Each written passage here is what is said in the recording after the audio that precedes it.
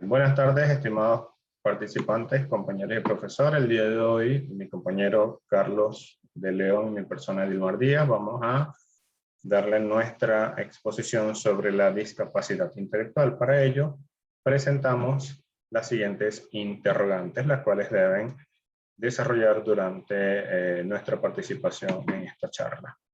La primera interrogante: ¿cómo está clasificada la discapacidad intelectual?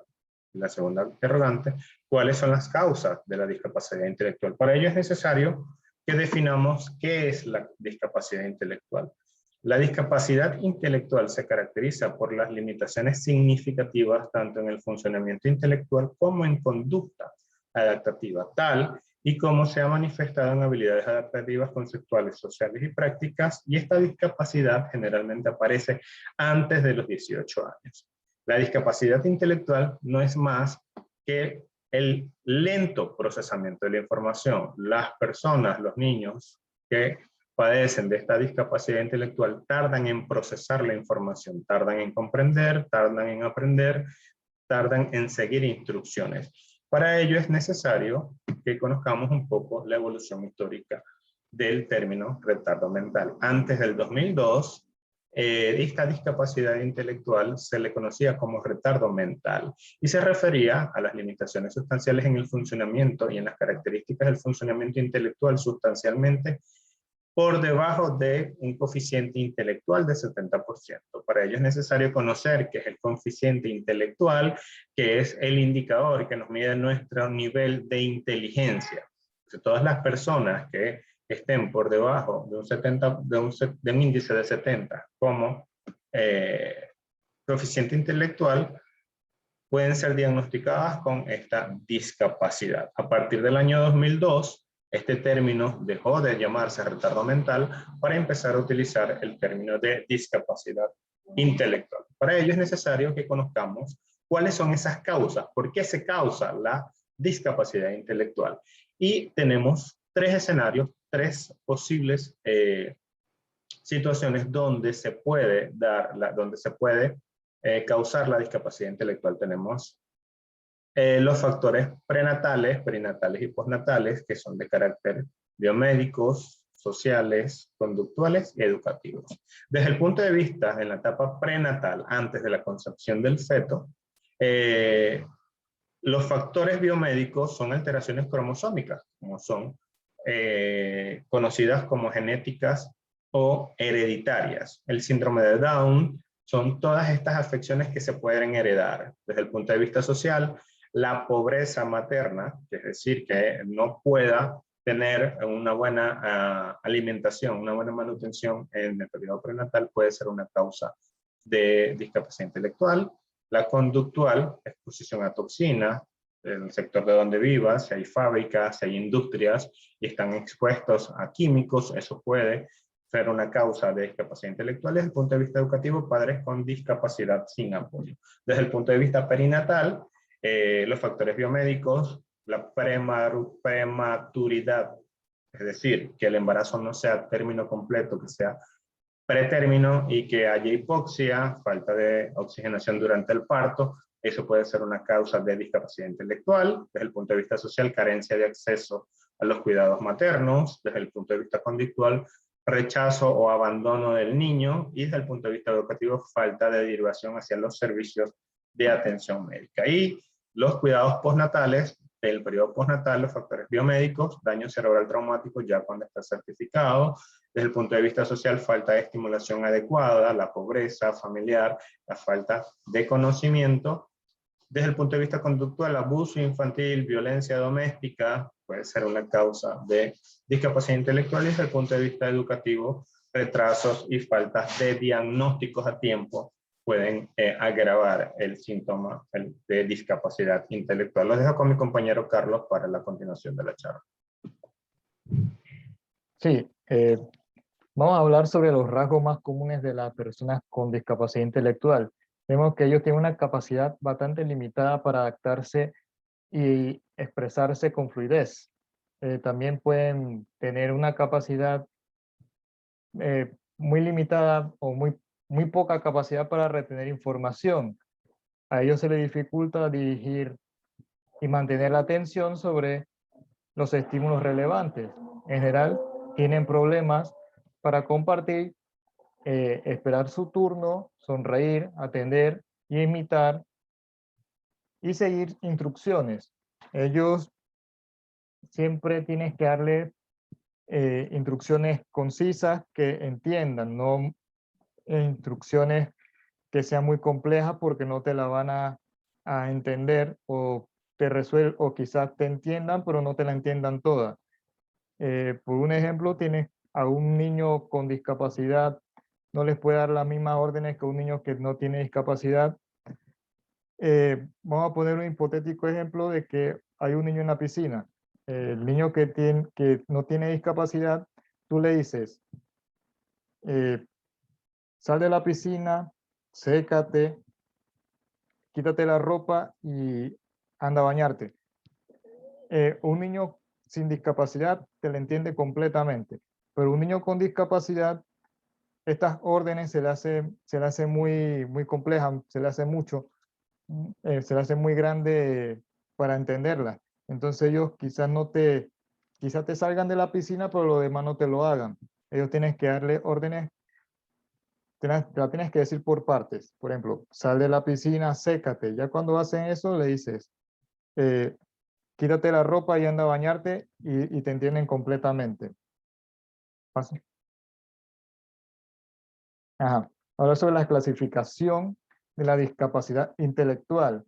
Esta se clasifica en 4 niveles. Tenemos el primer nivel, que es leve, el segundo moderado, el tercero grave y el cuarto profundo. Vamos a empezar con el nivel leve.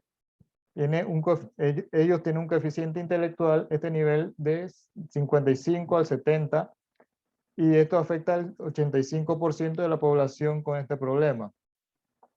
En el lenguaje oral, estos niños aprenden a hablar más tarde que un niño normal, a comprender las cosas más, demora más en comprender y en hablar, así que su contraparte de niño normal. Niño normal, puedo decir una forma que, bueno, autonomía personal. Estos se manejan adecuadamente. Estos son personas que a este nivel de discapacidad son personas que tú los ves a simple vista y no parecen que tengan alguna discapacidad. A ellos les gusta vestirse bien, andar combinados, se cepillan, hacen todo lo que son su aseo personal, lo hacen perfectamente. Ahora vamos a pasar al las actividades de aprendizaje. Estos, por su problema, que es el más leve de todos, pueden participar en las aulas normales de clase. Estos, claro que presentan su dificultad para aprender sus lecciones, sus temas, pero ellos tienen su profesor de aula especial que les ayuda a comprender las materias que dan en las aulas de aula general. Con los profesores de las materias, se ponen de acuerdo con su profesor de aula especial y estos les ayudan a resolver algunas materias que tengan menos déficit, eh, y salen adelante en sus materias, en su tiempo escolar. Ven, actividades escolares, importantes problemas de aprendizaje, como ya dije, aprende más lento que una persona normal, pero con apoyo salen adelante. Vamos a hablar sobre el nivel moderado. El nivel moderado va del 50 al 55 de coeficiente intelectual. Esto afecta al 10% de la población con este problema. Esto, igual que a los anteriores, presenta un limitado capacidad de lenguaje. Esto, lógicamente, por ser un poco más grave que los anteriores, tardan más y su lenguaje no es tan expresivo como lo puede ser uno que tenga discapacidad leve que habla completamente, cuando aprenden a hablar, hablan completamente bien, pero estos que tienen discapacidad moderada se les dificulta un poco más. En su autonomía personal, ellos presentan, ellos se ponen su ropa tranquilamente, ellos aprenden a ponerse su ropa, su aseo personal, pero quizás no sean tan específicos como un niño o una persona con discapacidad intelectual leve. Estos sí se ponen cualquier suéter, cualquier pantalón, quizás no anden tan combinados o tomen en cuenta tanta perfección, pero sí se captan su vestimenta. Eh, Esto en el área de educación necesitan adaptaciones significativas en los currículos de formación. Estos necesitan más ayudas que los anteriores. Estos sí dan su clase en su aula de inclusión, que se llama así, inclusión. eh, Dan sus materias en el área de inclusión con su profesor ¿cómo se llama? Con su profesor de aula especial. En el ámbito educativo, ya como dije, tiene ACI muy significativo, precisa ayuda y supervisión constante.